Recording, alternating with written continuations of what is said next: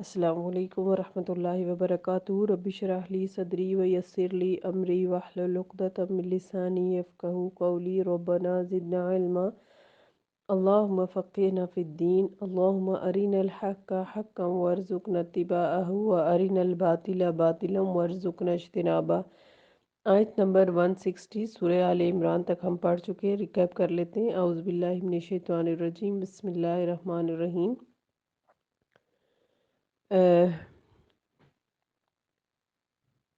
یا ایھا الذین آمنوا لا تکونوا کالذین کفروا وقالوا لاخوانہم اذ ضربوا فی الارض او کانوا غزا لو کانوا عندنا ما ماتوا وما قتلوا لیجعل اللہ ذلک حسرۃ فی قلوبہم واللہ یحیی ویمیت واللہ بما تعملون بصیر۔ اے ایمان والو، ان کافروں کی طرح نہ ہو جانا کہ جب ان کے بھائی بند سفر یا جہاد پر نکلتے ہیں تو ان سے کہتے ہیں کہ اگر وہ ہمارے پاس رہتے تو نہ مرتے نہ مارے جاتے۔ اللہ ان کی اس قسم کی باتوں کو ان کے دلوں میں حسرت کا سبب بنا دیتا ہے، اور حقیقت یہ کہ اللہ ہی زندہ رکھتا اور مارتا ہے، اور جو کام تم کر رہے ہو اللہ انہیں خوب دیکھ رہا ہے۔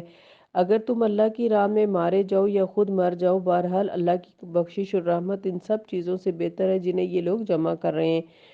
اور اگر تم خود مر جاؤ یا مارے جاؤ، ہر حال میں تمہاری بازگشت اللہ ہی کی طرف سے ہوگی۔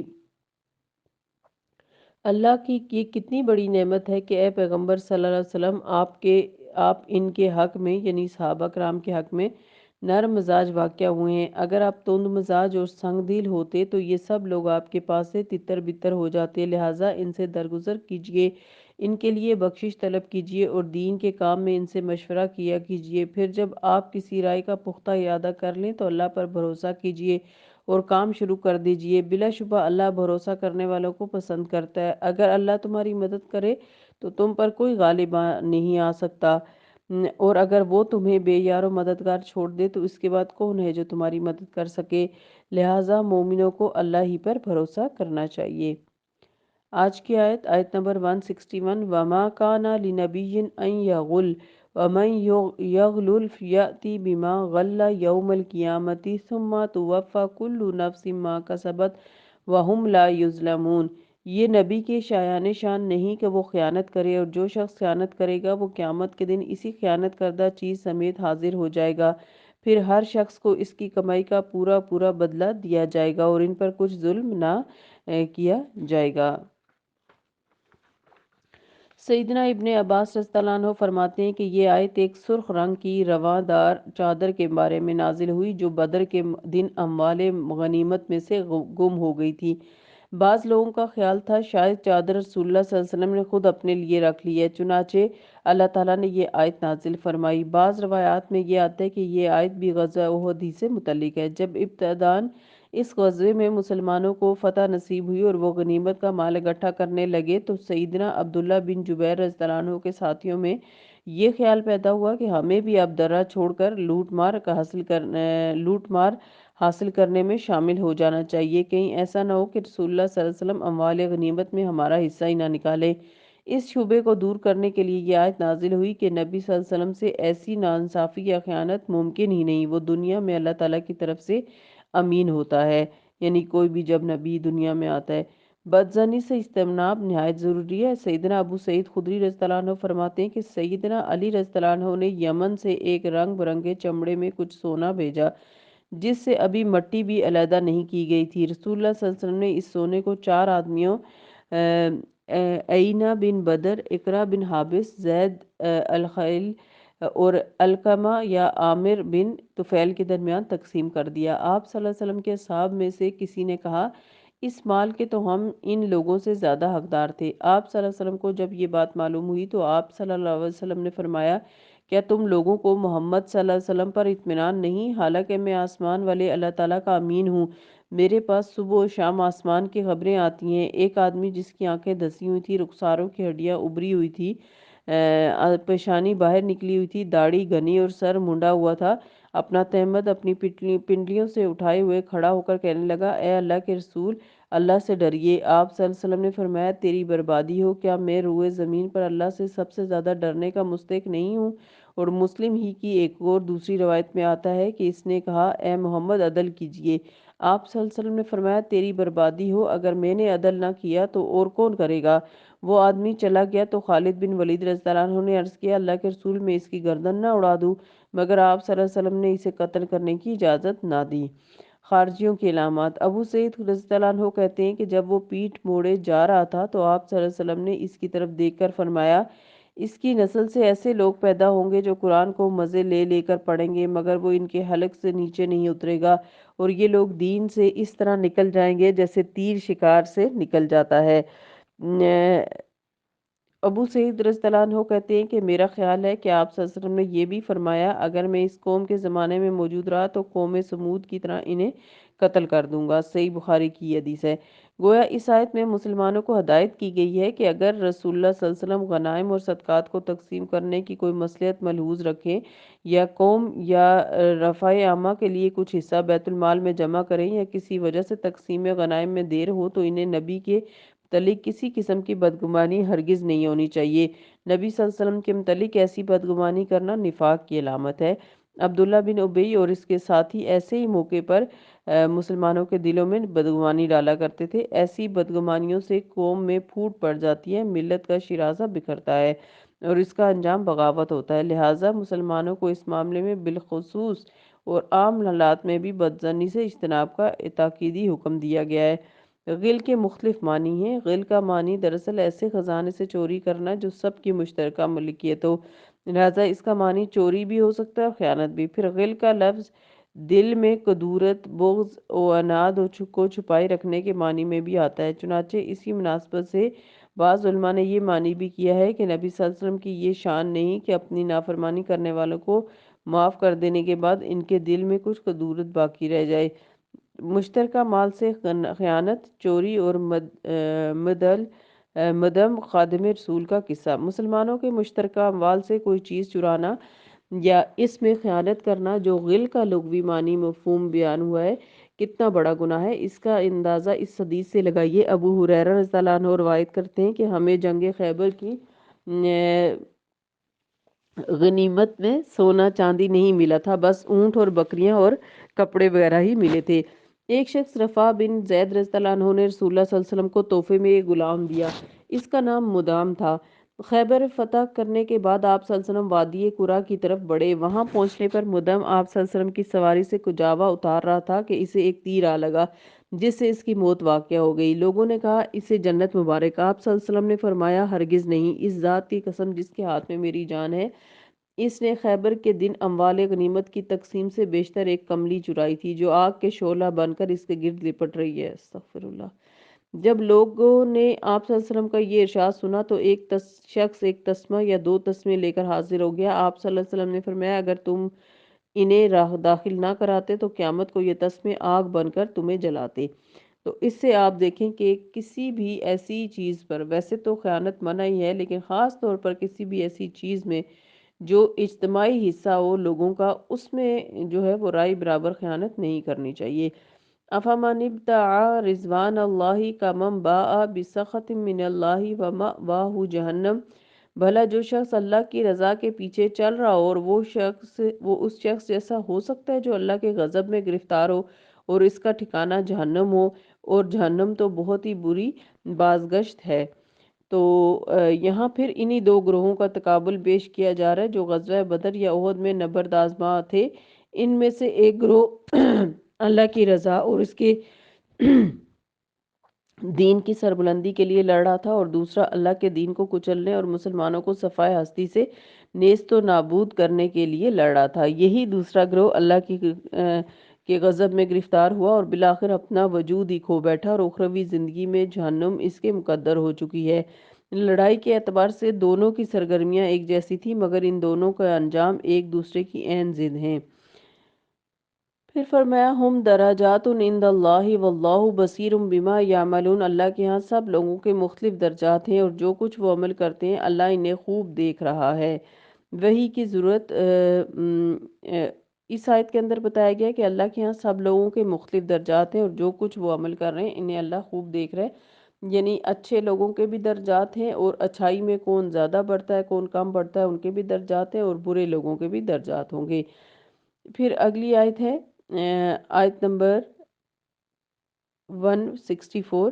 لَقَدْ مَنَّ اللَّهُ عَلَى الْمُؤْمِنِينَ إِذْ بَعَثَ فِيهِمْ رَسُولًا مِّنْ أَنفُسِهِمْ يَتْلُو عَلَيْهِمْ آيَاتِهِ وَيُزَكِّيهِمْ وَيُعَلِّمُهُمُ الْكِتَابَ وَالْحِكْمَةَ وَإِنْ كَانُوا مِن قَبْلُ لَفِي ضَلَالٍ مُبِينٍ۔ بلا شبہ اللہ تعالیٰ نے مومنوں پر بہت بڑا احسان کیا ہے کہ ان کے درمیان انہی میں ایک رسول مبعوث فرمایا جو ان پر اللہ کی آیات پڑھتا اور ان کی زندگیوں کو سنوارتا اور انہیں کیا کتاب و حکمت کی تعلیم دیتا ہے، حالانکہ اس سے پہلے یہی لوگ کھلی گمراہی میں پڑے ہوئے تھے۔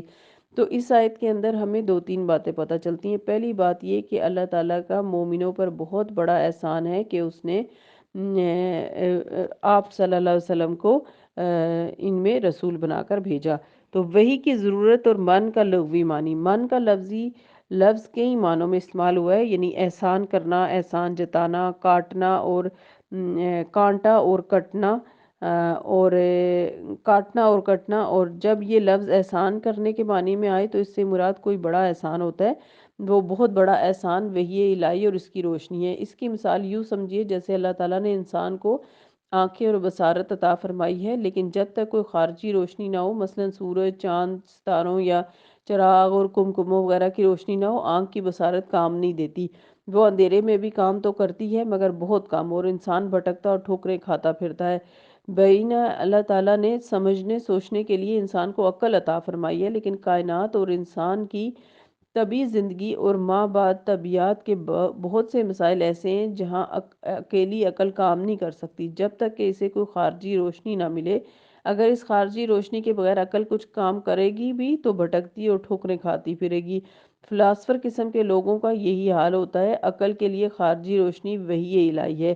وحی الہی کی روشنی میں عقل جو کام کرے گی وہ درست اور قابل اعتماد ہو سکتا ہے۔ گویا اللہ تعالیٰ کا لوگوں کو انبیاء علیہ السلام اور وحی کے ذریعے سے ہر چیز کی حقیقت اور ماہیت سے خبردار کر دینا لوگوں کے اوپر بہت بڑا احسان ہے، ورنہ محض عقل کے بلبوتے پر صراط مستقیم کو تلاش کر لینا عقل محدود کے دائرہ کار سے باہر ہے۔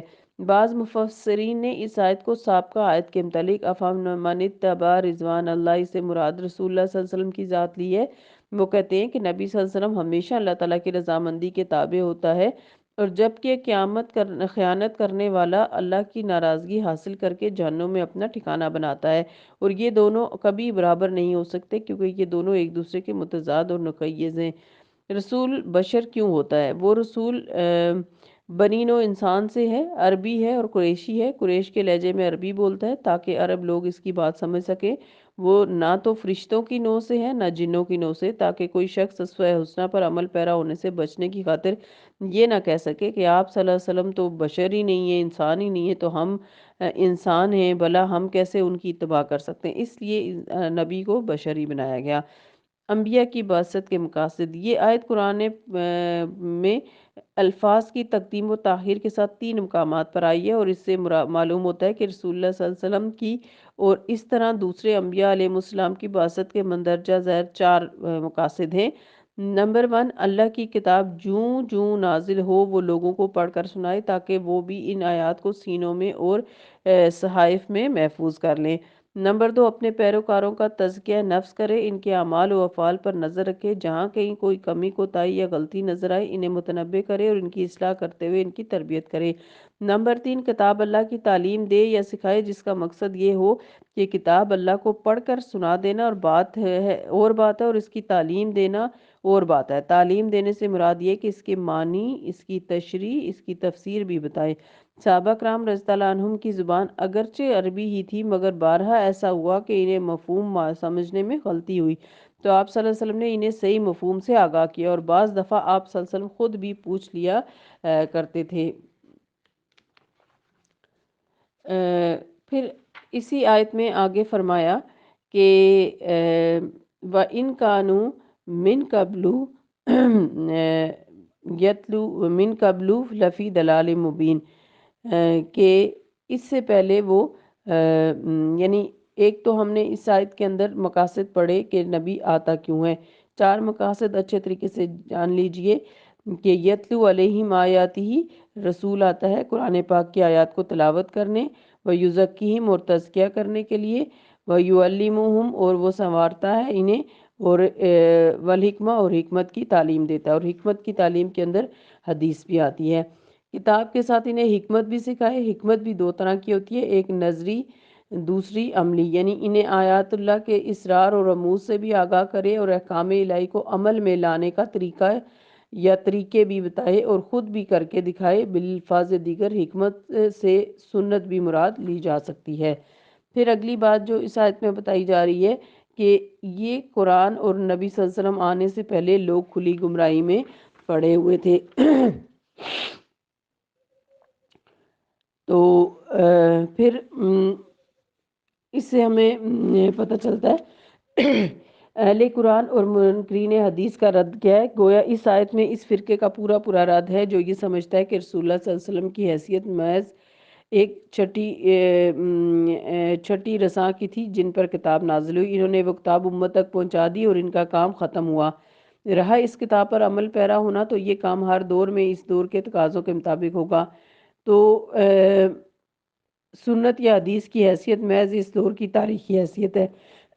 تو ایسا کچھ بھی نہیں، رسول اللہ صلی اللہ علیہ وسلم کی ہر بات وحی کے مطابق ہوتی تھی، اور اللہ تعالیٰ رسول اللہ صلی اللہ علیہ وسلم کو جو حکم دیتے تھے وہی وہ آگے بیان کرتے تھے، اور آپ صلی اللہ علیہ وسلم مسلمانوں کے لیے اسوہ حسنہ اور خاتم النبیین ہیں، لہٰذا آپ کا ایک ایک قول اور فعل قیامت تک مسلمانوں کے لیے واجب الاتباع ہے۔